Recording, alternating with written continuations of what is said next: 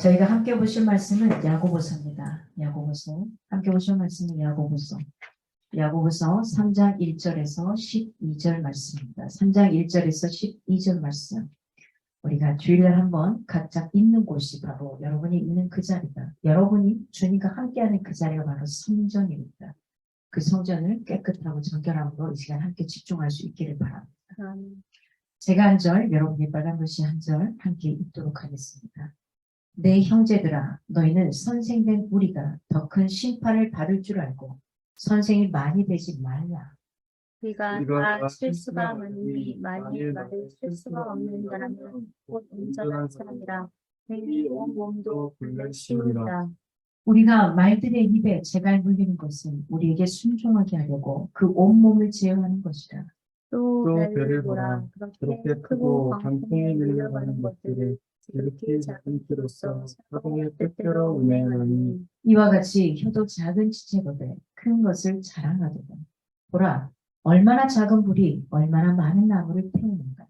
혀는 곧 불이요 불의 세계라. 혀는 우리 지체 중에서 몸을 더럽히고 삶의 수레바퀴를 불사하니 여러 종류의 짐승과 새와 벌레와 바다의 생물은 다 사람이 길들일 수 있고 길들여 왔거니와.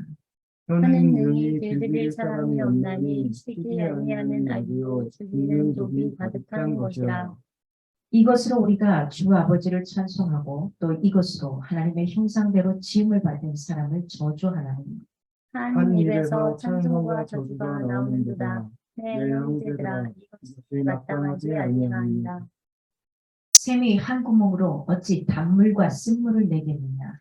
내 형제들아 어찌 무화과 나무가 감람이 없느니 포도나무가 무화과를 맺겠느니 이와 같이 짱이 단물 내지 못하느니라. 이는 우리의 신체 중에 혀의 부분을 가지고 이야기를 하고자 합니다. 그래서 제목을 제가 작으나 강한, 굉장히 작고 강합니다.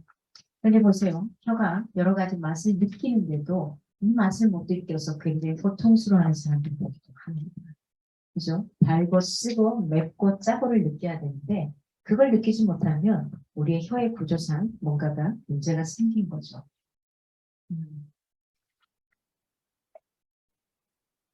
오늘 본문은 함부로 다른 사람들 앞에서 굉장히 조심스럽습니다. 저는 늘 선생된 자리에 위치해 있다 보니까 이 말씀이 저에게는 굉장히 좀 강하게 다가오는 부분이기도 하고요. 이 말 때문에 저는 때때로 중고등학교 때는 금언을 많이 했습니다. 금식보다는 금언을. 제 말이 좀 강하기도 하고 있는 걸 사실대로 이야기하는 팩트가 너무 강하다 보니까 상대방을 아프게 많이 해요. 그게 아무리 옳은 거고 좋은 거라 해도. 근데 또 상대방만 아픈 게 아니라 말한 저도 아파요. 그래서 때때로 금언을 많이 하고 살았었습니다. 작지만 굉장히 강합니다. 그래서 오늘 본문에 말합니다. 선생되기를 좋아하지 말라는 거예요. 그만큼 이 혀의 씀을, 사용함을, 언어의 사용함을 조심하라는 표현을 하는 겁니다. 이 나서는 일에 대해서, 혀가 나서는 일에 대해서, 선생이 나서는 일에 대해서 경계하는 뒷말에 절제의 중요성을 굉장히 강조하고 있어요. 하고 싶다고 다 하지 말고 먹고 싶다고 다 먹지 말라는 거예요. 어느 정도는 좀 멈출 수도 있어야 되고 어느 정도는 참을 수도 있어야 된다는 겁니다. 그래서 굉장히 혀라는 건 작지만 우리의 삶에 지대한 영향력을 미쳐요. 그렇죠? 네. 누가 나를 한 대 때리는 건 괜찮아요. 근데 누가 혀로 한마디 던지는 게 나를 계속 사로잡기도 하죠. 그래서 결국은 목숨을 내놓는 경우도 생기는 겁니다. 그 특성에 대해서 이게 작지만 얼마나 지대한 영향을 미치는지에 대한 이 특성에 대해서 오늘 야고보서는 이야기를 하고 있어요. 혀를 제어하지 못하면 어떨까? 굉장히 심각한 상태가 되죠.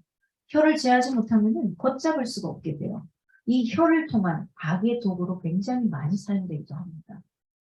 차라리 총이나 칼을 들고 하는 사람은 괜찮다니까요. 근데 이 언어로 상대방을 죽이고 비열하게 치사하게 이렇게 가는 경우는 굉장히 힘이 없습니다. 차라리 나를 한 대 때리고 뭔가 심하게 나를 어떻게 한다면 괜찮은데 말 한마디로 너 같은 게 너가 무슨 너 주제에 이런 말 한마디가 이 자신을 굉장히 초라하고 있어서는 안 될 존재로 만들어버리는 거죠. 그래서 오늘 본문은 혀의 올바른 삶에 대해서 이야기합니다. 우리가 성도라면 하나님을 믿는 사람이라면 정말 올바른 신앙생활에 절대적인 요건 중에 하나가 혀를 사용하는 방법이에요. 이걸 잘 사용할 수 있도록 합니다. 왜요? 하나님이 천지를 창조하실 때 언어로서 창조하셨어요. 그건 좀 더 원초적으로 가면 혀로 창조하셨답니다. 그죠? 아담이 태초에 모든 동식물을 놔두고 그가 이름하고 명령하는 게 다 이름이 됐어요. 그건 바로 뭡니까? 혀로 창조했답니다. 우리 말에는 엄청난 권세가 있어요. 잘 생각해 보세요. 여러분들이 아프고 힘든 거, 몸이 아픈 건 괜찮아요. 근데 상사가 나를 언어로서 쪼이고 힘들게 하는 건 괴로운 거죠. 바로 이런 겁니다. 그래서 우리의 언어에 있어서 오늘 잘 생각해보고 혹시 내가 나의 말 한마디 때문에 상대방을 살리는 게 아니라 죽였다면 그거에 대해서 하나님 앞에 회개하고 다시 한번 생각하고 용서를 구하고 갈 수 있는 그런 시간이었으면 좋겠습니다. 오늘 본문 1절에서 2절은 잘못된 가르침 그리고 말실수에 대한 경계를 이야기하고 있어요. 하나님은 많이 받은 자에게는 반드시 많은 걸 요구하십니다. 그래서 제가 가끔 말씀하죠. 한 달란트 받으면 좋다고요. 5달란트보다는. 5달란트 남기려면 얼마나 힘들어요. 3달란트 받아 좋기는 하겠죠. 근데 그 사람은 팔방미에 대해서 이것저것 다 해야 되니까 몸이 하나에도 부족한 거죠.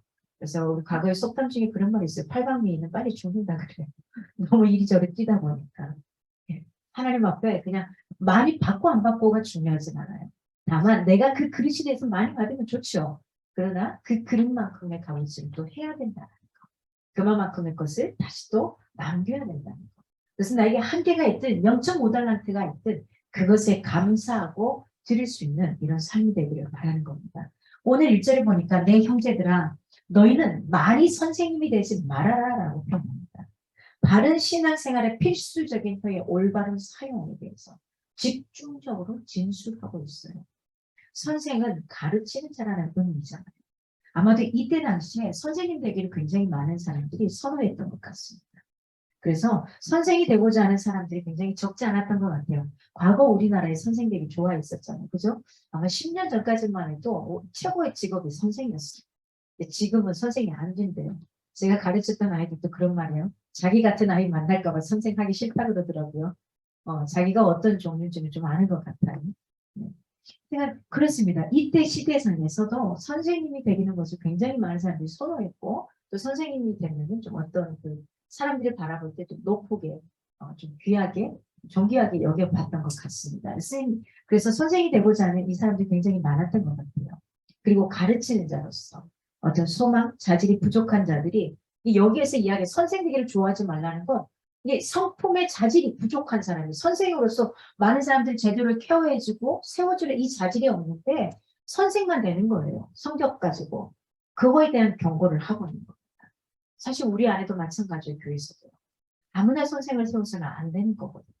그리고 정말 외람됩니다만 저도 마찬가지고 아무나 목회자를 세워서도 안 돼요. 저는 목회 현장에 나가는 이 목회자들에게 성품과 이런 쪽을 좀 더 깊게 케어하고 좀 더 나가면서 갔으면 좋겠다. 이런 생각을 갖습니다. 지식적인 거에 얼마든지 밖에서도 할 수 있는 부분이거든요. 그래서 우리가 하나님 앞에 나의 성품을 깎는 연습을 많이 할 수 있기를 바랍니다. 어차피 우리는 다 네모나고 세모나고 삐죽삐죽합니다. 누구랄 것도 없어요. 다 잘나지 않았어요. 근데 우리가 좀 전에 우리가 찬양 가사 중에 그거잖아요. 하나님은 절대 너를 포기하지 않으시다. 저는 이 가사에 제가 보면서 너무 감사해요. 감격해요. 당연히 주는 마음. 하나님이 나를 포기하지 않아서 제가 지금 이렇게 있는 겁니다. 아마 저는 하나님이 포기하기 전에 제가 저를 포기했었거든요. 언제부터? 초등학교 때부터. 저는 죽을 거라고 생각했어요. 죽고 싶다를 생각했던 그 시간이 초등학교 시절. 누구에게나 그런 순간이 있어요. 근데 하나님은 계속 말씀하셔요. 너 괜찮은 아니야. 근데 저희 부모나 제 아는 사람들이 그래요. 너 쓸모없어. 너까지 깨? 너가 뭐 한다고. 이런 표현을 계속 하는 겁니다. 그런데 저에게 그 두 가지가 계속 싸우는 거예요. 하나님이 주시는 마음과 세상 사람들이 그리고 내가 가장 사랑하는 내 부모가 주는 이 마음이 계속 싸우는 겁니다. 싸우는데 결국은 누가 이겼냐. 하나님의 말씀이 이기셨습니다. 그래서 나 괜찮은 사람이야. 계속해서 거울 보고 외쳤습니다. 나 괜찮은 사람이야. 나 특별한 사람이야. 하나님이 나를 사용하시고 내가 비록 육신적인 모습은 온전하지 못해 괜찮아. 그렇지만 하나님이 나를 인정하니까 그때부터 제가 바뀌기 시작합니다. 세상의 사람들의 소리에 귀를 크게 기울이지 마십시오. 그 혀가 나를 살리지 못한다면 그 혀는 사탄이 주는 혀일 겁니다. 그걸 가지고 내가 그 속에 매몰되지 않기를 바랍니다. 여러분, 그래서 좋은 언어, 사람을 상대방 살리는 언어, 긍정적인 언어, 이런 언어들을 많이 사용할 수 있기 바랍니다. 안 된다고요? 그럴 때 반대로 이야기하십시오. 된다. 할 수 없다고요? 그럴 때 이야기하십시오. 우리 안에는 하나님의 권세가 있거든요. 그래서 된다라는 겁니다. 야고보는 가르치는 직분을 가진 자들, 또한 그 직분을 탐내는 자들에게 굉장히 깊게 경고하고 있는 거예요. 이런 여러 가지 요소 때문에. 자격 조건이 안 되는데 공부를 잘한다는 이유로 선생이 된 거죠. 그들을 끌어가는 많은 학생들이 죽어가는 거죠. 자기의 돈을 벌기 위해서 그 직업을 선택했기 때문에. 그렇습니다. 선생된 우리가 더 큰 심판을 받을 줄을 알고 우리는 진짜 조심해야 돼요. 특히 누군가를 끌고 가는 리더들은 이 언어에 있어서 정말 조심해야 돼요. 반드시 심판대에 서는데 선생으로서의 그 가르치는 것은 왜요? 다른 사람들에게 굉장히 큰 영향을 미쳐요. 다른 누구보다도. 그래서 저는 굉장히 조심스럽습니다. 굉장히 조심스럽습니다. 누군가가 목사님처럼 선생님처럼 살래요. 선생님 닮아갈게요. 그 선생님처럼만 살아갈게요. 그러면 저는 솔직히 좋기도 하지만은 한쪽 편에서는 회개가 일어나요. 나 더 잘 살아야지. 그리고 반드시 제 입으로 고백합니다. 더 잘 살도록 노력할게요. 저도 동일합니다. 우리 누구도 완벽할 수 없어요. 하나님이 채워줘서 그만큼 좀 완벽하다는 그 위치에 갈 수 있는 거죠. 사람들이 바라보는 것과 혼자 있을 때 얼마나 다른데요. 여러분 다 아시잖아요. 그래서 우리 리더들은 정신 바짝 차려야 돼요. 누가 됐든. 여기 지금 엄마고 아빠고 여러분 각자 있는 위치에 있는 사람들이에요.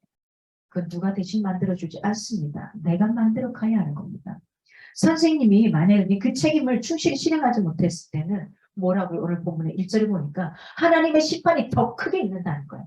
다른 누구보다도 이 언어를 가지고 가르치는 사람들은 더 크게 심판이 있는 거라는 거죠. 인류 역사상 존재했던 모든 불신자들, 이들과 더불어 믿는 성도들도 이 세상 마지막 날에 그리스도의 심판대 앞에 서게 될 겁니다. 저는 그때 하나님 앞에 그래도 조금은 덜 부끄럽게 살기 위해서 이 땅에서의 삶을 좀 잘 살아가게 노력하고 있는 겁니다. 누구나 동일하게 아무리 잘 산 것 같아도 하나님 앞에 흠이 없겠습니까? 누구든지 있습니다. 사람들 앞에 포장하며 살아갈 수 있거든요.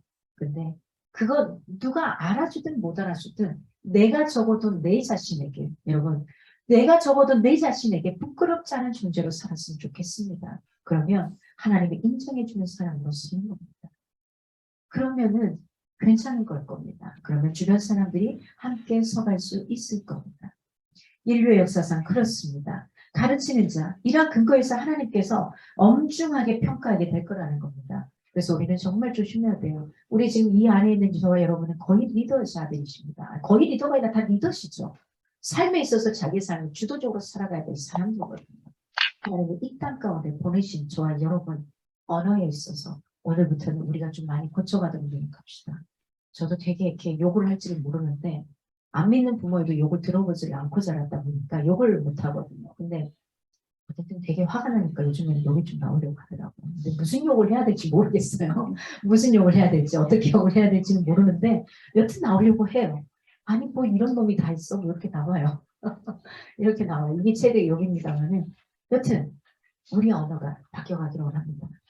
누군가가 그렇게 된다면 그 언어를 바꿔갈 수 있기 원합니다. 그럼에도 불구하고 잘못 가르치거나 자신의 가르친 대로 진실하게 살지 못하는 경우에 이 경우에서는 하나님이 엄중하게 심판할 것이다. 계속해서 이야기하는 겁니다. 자신을 높이려고만 하지 말고 네 자신이 갖고 있는 그 사명, 이 땅에 태어난 이유, 존재의 그 이유, 이 책임을 인식해라. 인식을 해야 된다는 거예요. 그 책임을 인식해서 늘 그에 합당하게 살아가기에 노력하라는 겁니다. 남을 판단하는 것은 자신이 죄인인 것을 망각하기 때문입니다. 저 되게 망각 많이 하고 사는 것 같아요. 그래서 굉장히 너는 이래서 안 되고 너는 이래서 안 되고 굉장히 많이 말을 했던 것 같아요. 제가 법일 때가 맞습니다. 그걸 굉장히 망각하고 사는 것 같습니다. 다행인 것은 이쪽에 양심이 아직 살아가지고 하나님 앞에 이렇게 서갈 때 노력하는 것 같아서 다행입니다. 야고보는 다만 자신의 허물, 결정, 이것은 뭐든 못한 채 다른 사람의 허물이나 결정만 들추어내고 비판하는 그들에게 선생 되기를 좋아하지 말라고 이야기하는 겁니다. 옳고 그른 건 몰라서 그 상대방이 잘못했을까요? 그가 진짜 몰라서입니다. 진짜 하나님을 안다면 하나님을 비방할 수 없어요. 하나님을 알고도 비방한다면 그는 반드시 심판대에 의해서 엄청난 벌들이 주어질 겁니다. 그러나 그가 모르고서 하나님을 비방하거나 그가 모르고서 이야기한다면 그 또한 하나님은 어떻게 하죠? 피할 길을 주시잖아요. 피난처를 우리에게 도피처를 주시거든요. 그러나 네가 알고 지은 죄는 거기에 대해서 엄중하게 취하시는 게 주님이십니다. 그러나 내가 모르고 한 것은 하나님이 다 감해 주십니다. 그래서 내가 모르고 지은 죄, 그 있다면 하나님 앞에 기도하셔서 십자가 앞으로 보내시기를 바랍니다. 우리는 하나님 앞에서 하나님의 은혜가 아니라면 정죄받을 수밖에 없는 사실은 죄인이잖아요. 누구나 다 마찬가지입니다. 죄가 조금 있다고요? 더 많이 있다고요? 보세요. 누구 걸 훔친 아주 작은 잡범이 있어요. 배고파서 빵을 훔쳤어요. 이 사람과 살인한 자, 둘 다 죄인이죠. 죄의 경중이 따지는 것은 어떤 형벌에 어느 정도의 형량을 줄까의 명절이지 똑같이 교도소에 감옥에 들어가는 건 같은 겁니다. 우리 아이들 가끔 그런 고백해요. 자, 숙제를 내주는데 숙제를 다 했는데 한 2문제는 못했대요. 10문제 중에. 2문제만 못했어요. 그거 숙제를 한 겁니까? 안 한 겁니까? 안 한 겁니다. 우리는 여기 착하게 빠지시면 안 돼요. 동일합니다. 여기는 저와 여러분 목사라고요? 아니요. 그게 똑같아요. 여러분하고. 여러분하고 똑같이 죄 짓고 늘 머릿속에서 누군가를 난도하기도 하고 누군가에게 맞지 않는 것들을 하기도 해요. 화가 나기도 하고 짜증내기도 하고 그렇습니다. 동일합니다. 누구랄 게 없어요. 그러나 하나님이 말씀하시죠. 내가 그분을 믿음으로 인해서 네가 의로운 존재다. 영적인 게 의로운 겁니다. 내 육신의 껍질은 잘 변하지 않아요. 이 육신의 껍질을 확 뒤집어주면 좋죠. 그런 일이 일어날 수 있는 사람도 있습니다. 하나님이 급박하시면 하시지만 보통은 그 아픔을 스스로의 부족함을 갖고 살아가요. 그래야지 하나님이 원하는 그 삶으로 좀 더 갈 수 있습니다. 나의 부족함을 알고 그 부족함을 하나님께서 대신 채워주기를 바라는 거죠. 하나님의 창조 섭리에서 말을 아끼는 지혜를 우리가 배워갈 수 있기를 바랍니다. 이 자리에 우리가 다 실수가 많으냐 이렇게 표현합니다. 우리가 다 실수가 많아요. 누구랄 게 없어요. 저도 마찬가지, 여러분도 마찬가지요. 그래서 선생님들은 말로써 하나님의 비밀과 하나님의 뜻을 사람들에게 전달하는 겁니다. 즉 말은 의사 전달에 있어서 굉장히 중요한 수단이에요. 없으면 안 돼요. 말하지 않으면 얼마나 답답하고 힘들어요. 여러분 그렇죠? 내 자식한테 뭔가를 했는데 이야기하지 않으면 어때요? 미친 거 아니에요? 미치게 푸는 거 아니에요? 그런 순간들이 옵니다. 사람이란 죄로부터 완전히 자유로울 수 없어요. 누구나 지어요. 똑같은 그 죄를 안 지은 것뿐이지 다른 모양의 것들을 지어요. 생각으로든 행동으로든 뭐로든 혼자 있을 때가 진짜 자기 자신일 겁니다. 그 자신을 볼 수 있기 바랍니다. 그러니 감히 누구를 정죄할 수 있겠습니까? 늘 누구에게 판단을 내리고 욕을 내리는 저 자신을 보면서 저도 늘 괴롭습니다. 하나님 앞에. 하나님, 그래서 제가 더 잘 살기를 바랍니다. 이런 고백을 할 수밖에 없습니다. 자, 하나님은 다른 것은 다 둘씩 만드셨어요. 그렇죠? 다른 건 다 둘씩 만드셨는데 유독 입은 하나만 만드셨어요. 콧구멍도 2개입니다. 눈도 2개입니다. 귀도 2개입니다. 손도 2개고요. 발도 2개예요. 있어야 될 것들은 다 2개씩 뒀는데 왜 유독 하나님은 이 입은 하나만 만드셨을까? 이것은 많은 것을 보고 듣고 냄새를 맡을 때 말은 적게 하라는 겁니다. 적게, 더디 하라는 하나님의 창조의 섭리가 들어있는 겁니다. 보고 듣는 것에 비해서 그 절반만 말을 할 수 있기를 바랍니다. 보고 듣는 것에 비해서. 누군가 말을 하면 쑥 치고 나가는 게 아니라 누군가 말을 하면 그냥 들어주세요. 경청해 주세요. 고개만 끄덕거려 주세요. 가끔 리액션, 소리만 이렇게 해주세요. 그 다음 다 끝난 다음에 그가 한 말의 절반 정도만. 그보다 덜 할 수 있다면 더 좋고요. 그래서 말에 실수를 하지 않음으로써 우리는 더 어떻게 표현하냐 오늘 본문에 온전한 사람으로 인정받아라 라고 표현을 합니다. 우리가 복음을 전하는 전도자입니다. 왜요? 내가 예수를 믿음으로 인해서 이미 저와 여러분의 몸은 내가 말하지 않아도 복음 전도자의 모습입니다. 자신도 연약한 죄인이라는 것을 아는 겸손한 태도가 필요해요. 내가 먼저 예수를 믿어서 나 모태신앙이어서 다 필요 없어요. 그걸로 천국 갈 수 있는 게 아니거든요. 내가 예수 그리스도를 제대로 영접하지 않으면, 만나지 않으면 다 동일합니다. 그가 어떤 모습이든 상관없습니다. 부모가 믿는 그 하나님 나하고 상관없어요. 천국 가는 데는 아무 상관이 없어요. 그래서 내가 내 자신의 연약함을 인정할 수 있는 겸손한 쪽으로 서기로 원합니다. 그래서 고린도전서 10장 12절에 이렇게 말씀합니다. 네가 선줄로 생각하는 자는 넘어질까 조심하라. 네가 우뚝 서 있다고 생각하는데 넘어질까 조심하라. 그거 무너질까 조심하라는 겁니다. 탑 쌓기 많이 하죠. 탑을 쌓는데 무너지는 건 한순간인 거 아세요? 그걸 다시 쌓아가려면 굉장히 고통스러운 거 아십니까? 우리는 다 이런 순간순간을 갖고 가는 겁니다. 늘 성경 말씀을 기억하면서 야고보서처럼 항상 우리가 삼가고 두려워하는 마음으로 신앙생활을 해나갈 수 있게 합니다. 마지막 때에 저와 여러분이 온전한 모습으로 다시 오시는 주님을 맞이할 수 있는 그런 성숙한 성도들이 되었으면 좋겠습니다. 여러분, 평소의 언어가 거룩해야지만 진짜 성도라고 표현할 수 있습니다. 우리가 어떻게 예수 믿는 걸 표현할 수 있느냐? 언어 속에서도 나와요. 모습 속에서도 나와요. 행동 속에서도 나와요. 사람들과 제가 대화를 하면은 사람들이 조금 이상하게 쳐다봐요. 그러고 보면은 일반인들이 세속 사람들이 쓰는 언어하고 좀 다른 언어를 쓴다고 표현을 하더라고요. 그래서 뭔가 다른데 그 뭔가가 다른 게 무엇인지를 잘 모를 때가 있어서 저한테 묻는 경우도 있거든요. 그러고 생각해 보면 우리가 생각하는 뭐 교회적인 용어들이 저에게는 어쩔 수 없이 나오고 일반인들이 잘 사용하지 않는 단어의 표현들이 주어지고 다른 사람들에게 우리가 이런 모습으로 서갈 수 있으면 좋겠습니다. 사실 혀는 신체 기관 중에 가장 작아요. 얼핏 보면 가장 통제할 수 있을 것 같잖아요. 작으니까 항구하면 되는데 안 되는 거죠. 내가 통제하기가 지금 어렵습니다. 한번 내뱉어버리면 사실 물처럼 엎질러진 물처럼 다시 주워담을 수가 없어요. 좀처럼 다른 일에는 실수가 없는 사람도 사실 종종 말로 인해서 실수를 저지르는 경우를 우리는 주변에서 보기도 합니다. 우리가 진정으로 거룩한 삶을 살기를 원한다면 입에 파수꾼을 세우기를 원합니다. 그래서 혀를 다스리는 훈련을 우리가 할 수 있게 합니다. 거룩한 생각으로 우리의 어떤 마음을 채우는 노력, 이것을 게을리하지 않게 원합니다.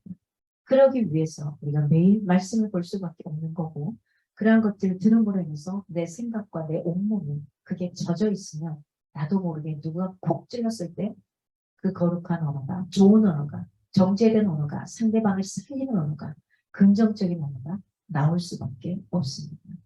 오늘 두 번째로 3절에서 5절을 보면 작지만 지대한 영향력을 미치는 혀의 특성에 대해서 나와요.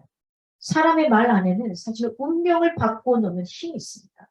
우리의 운명, 그렇죠? 어떤 좋은 격언이나 명언, 속담, 누가 했던 그 말 한마디 드라마나 영화에서 아니면 책에서 아니면 우리는 이제 성경에서 주어졌던 한 구절을 통해 인생이 바뀌는 사람들을 굉장히 많이 접하게 됩니다.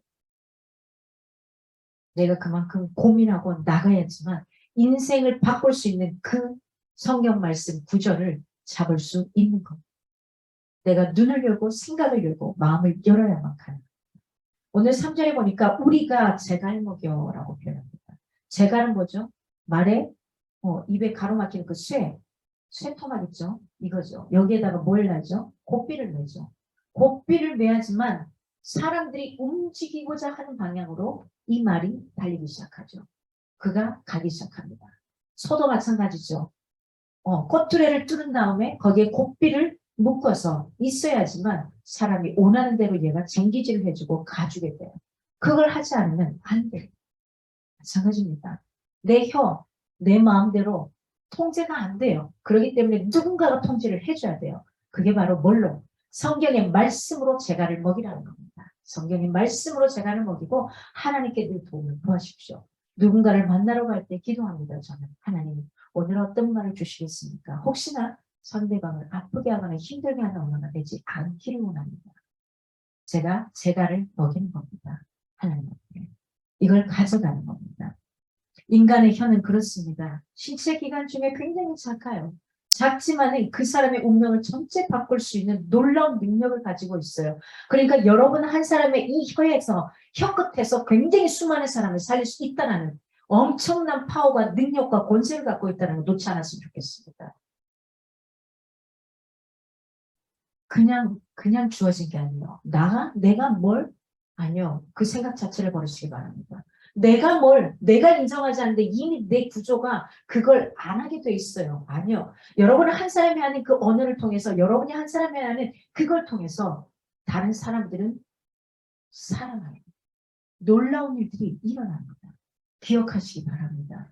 그걸 어떻게 가져가는지 바라볼 수 있기를 바랍니다. 여러분 다 됩니다. 누구든지 가능합니다. 하나님이 하십니다. 하나님께 재단을 먹여서 그 상대방을 살릴 수 있습니다. 이미 여러분은 제가 이렇게 살리고 있습니다. 언어에 있어서 부정을 다 빼시기 바랍니다. 하나님이 원하는 건 부정이 아닙니다. 긍정입니다. 하나님이 원하는 것은 불평이 아닙니다. 감사합니다. 바꿔보십시오. 언어를 바꿔보십시오. 상대방이 너무 마음에 안 들어요? 그 상대방을 향해서 감사로 바꿔버리십시오. 입술로 고백하세요. 계속해서 고백하세요. 축복하세요. 여러분 가끔 우리가 그 양파를 키우는 그걸 해봅니다. 양파 속에 물을 넣고 양파를 2개 다른 곳으로 각자 2개 서로 안 보이는 곳을 한번 해보십시오. 실험해 보십시오. 어떤 현상이 벌어지는지. 그리고 한 양파에게는 나오고 들어갈 때마다 사랑해 사랑해 사랑의 언어를 계속 줍니다. 감사해 고마워 사랑해. 한쪽 양파에는 줄 떨어져 있어야 됩니다. 들으면 안 되니까. 한쪽 양파에는 저기 있고 계속 저주하는 겁니다. 너는 아니야 아니야. 그 결과 둘이 환희하게 달라진 걸 볼 수 있었습니다. 물을 주고 빛을 똑같이 줬지만은 이 언어를 가지고 이들이 달라지는 겁니다. 좋은 작물들 어떠죠? 클래식 음악 틀어주는 거 아세요? 유기농 작물로 좋은 작물들 클래식 음악을 틀어줍니다. 클래식 음악은 음의 편차가 없어요. 그래서 잔잔하게 사람들 마음 편안하게 해주는 거거든요. 그래서 태교를 클래식으로 하지 락으로 하지 않잖아요. 락이나 가요는 음이 왔다 갔다 해요. 들쭉날쭉이에요. 왔다 갔다 하고 그 속에 가사들도 보면 좋은 가사들이 별로 없어요. 맨날 헤어지고 진짜 짜고 힘들고 뭐하고 답이 없는 게 사실은 가요입니다. 그러나 찬송가는 답이 있습니다.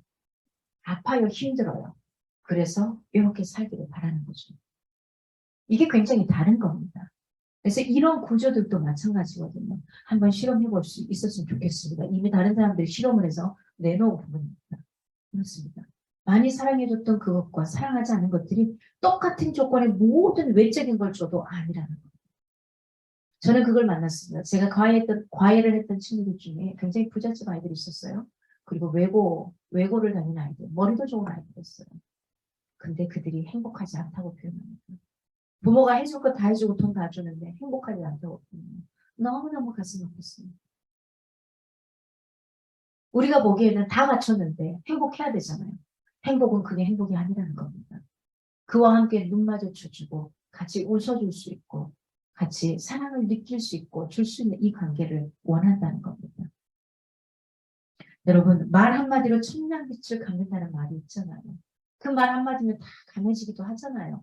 감해주기도 했고 그렇죠? 내가 감함을 받기도 하고 그렇습니다. 인생을 저주에서 축복으로 불행에서 행복으로 바꿔놓을 수 있는 말, 이 힘 있는 말, 힘은 어디에 있냐? 말 한마디에 혀 끝에 달렸다는 거예요. 이 혀 끝을 먹는 거에만 쓰지 말고 좋은 언어로 상대방을 살리는 데 쓸 수 있기를 바랍니다. 오늘 한 10명에게 감사의 고백, 사랑의 고백 할 수 있기 바랍니다. 우리 정은희 리더님은 8월 10월 광복절에 태어나서 굉장히 많은 사람들에게 감사해야 돼요. 엄마에게 할머니, 엄마를 낳아주신 할머니에게 감사하고 할머니를 낳아주신 그 할머니에게도 감사하고 이렇게 쭉쭉쭉쭉쭉 옆에 있어주는 남편에게도 감사하고 나와 함께 살아준 동생에게도 감사하고 동생의 며느리가 되어도 며느리가 아니지 동생의 아내가 되어준 그에게도 감사하고 왜? 나 한 사람이 그저 만들어지는 거 아니거든요. 그래서 감사하는 겁니다. 내가 태어난 것은 정말로 감사한 건 하나님 앞에 감사하는 겁니다. 하나님의 그 씨앗에 계획하시는 이 땅에 지금 존재하게 하는 거거든요. 그래서 우리가 바꿀 수 있기 바랍니다. 오늘 사제를 보니까 지극히 작은 키로 운전하나니 몸 전체를 조절하는 게 어디에 혀에 있다는 거예요. 그 큰 배를 움직이는 거 작은 키. 선장이 갖고 있는 키 하나에 있잖아요.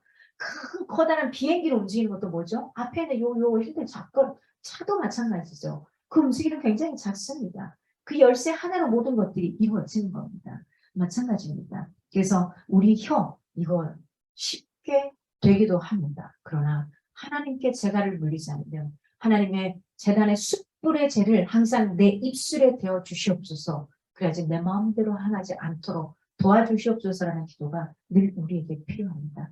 특히 그 누구보다도 큰 영향력을 미치는 가르치는 직분을 맡은 선생님들, 배의 키처럼 혀를 더욱더 잘 조절해 갈 수 있게 합니다. 지금 여기 계신 분들은 다 책도 쓰시고 기타 등등 하고 있는 업에서 다들 높은 위치에 계시거든요. 그 역할에서 내 행동 하나가, 내 말 하나가 그 밑에 있는 직원들을 살리기도 하고 죽이기도 하고 그 오는 손님들을 살리기도 하고 죽이기도 합니다.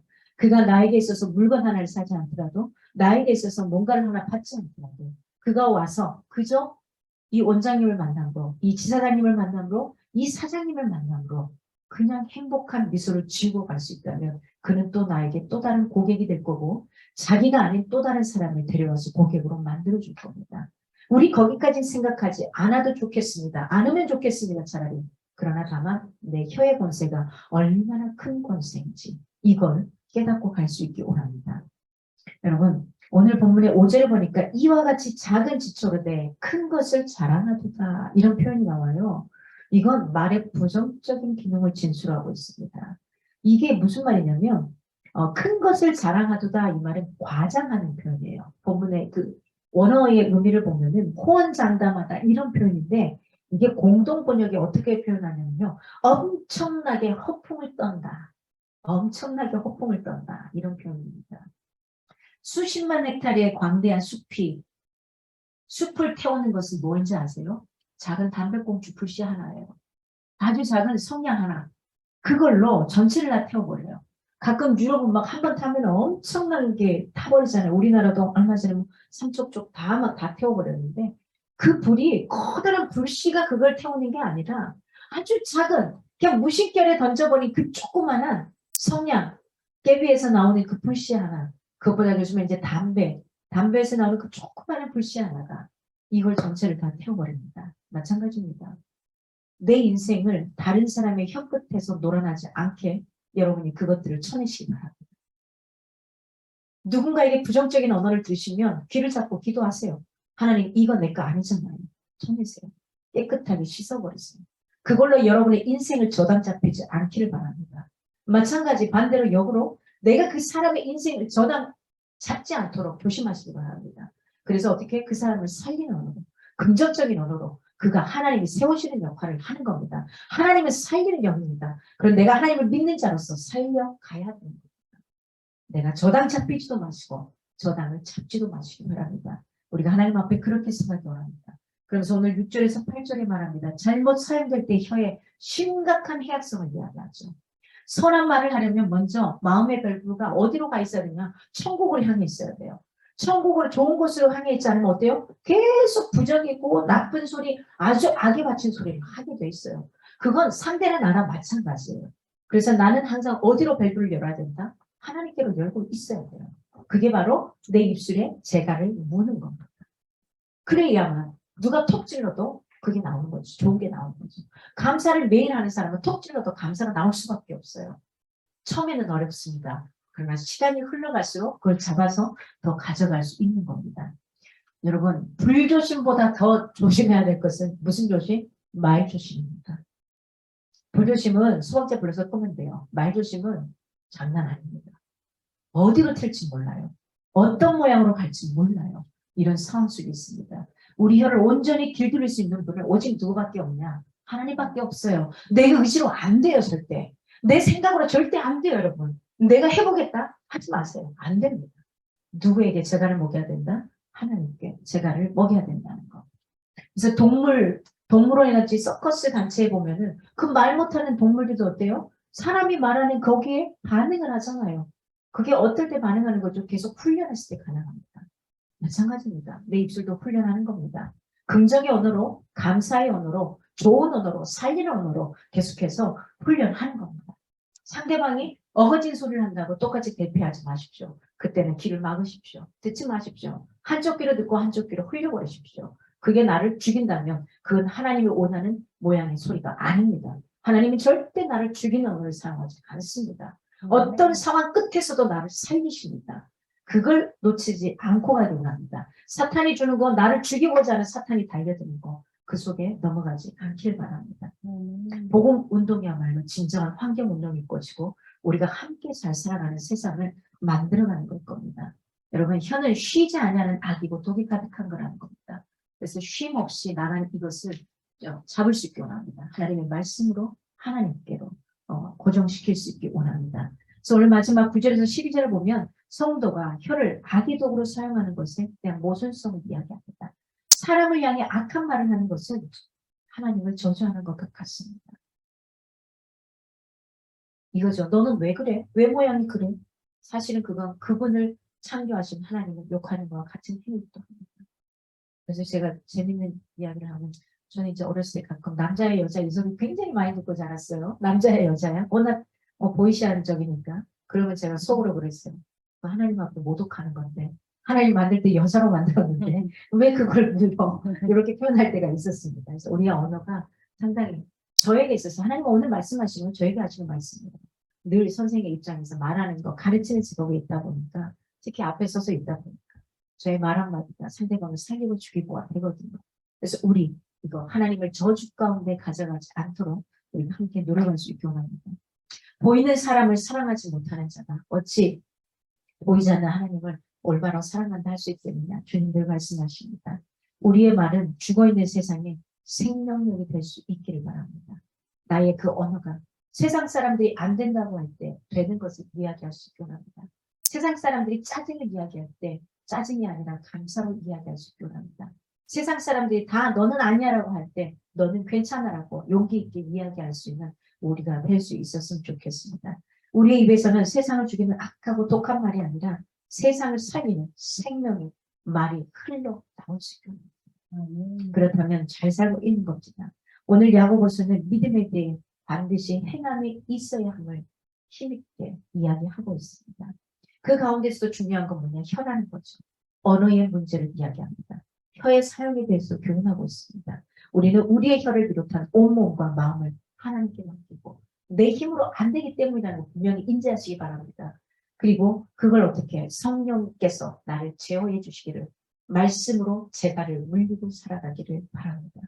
성령의 전인 우리는 온전히 혀를 제어하는 성숙한 성도가 될 수 있기를 바랍니다. 그럴 때 천국의 생명수가 저와 여러분을 통해 사람들에게 흘러가게 될 겁니다. 그러면서 모든 사막 가운데 새로운 희망의 증거가 될 수 있는 그런 모습으로 서갈 수 있을 겁니다. 여러분 어떤 모습으로 서가시겠습니까? 어떻게 가시겠습니까? 어떻게 살아가시겠습니까? 사람들이 말하는 그 모습으로 살아가는 것이 아니라 사람들이 말하는 그 모습이 아니라 하나님이 말씀하시는 그 모습으로 서갈 수 있기를 바랍니다.